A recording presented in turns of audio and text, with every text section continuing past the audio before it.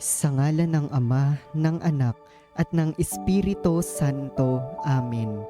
Panalangin kay San Isidro Labrador. Makapangyarihang Diyos, amang kataas-taasan, na sa dakilang pagsinta sa amin ay binigyan mo kami ng isang uliran at mapag-ampong pintakasing si Isidrong magsasaka, na pinagkalooban mo ng mahal na biyaya na gaya ni Moises ng kapangyarihan, na kahit lupang kapatagan ay nakapagpapabukal ng tubig sa pagtumbok lamang ng kanyang tungkod, at binigyan mo naman ng malaking kasipagan na di ang lupa lamang ang pinagsumakitan niyang pag-anihan, kundi pati kaluluwa'y pinagpilitan ding pag-anihan ng magagandang gawa.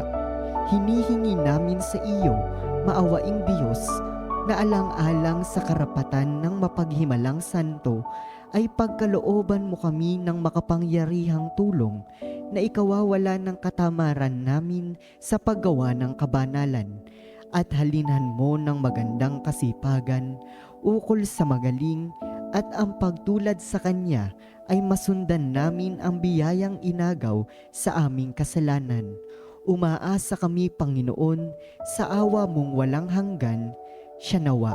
San Isidro Labrador, ipanalangin mo kami sa ngalan ng Ama, ng Anak, at ng Espiritu Santo. Amen.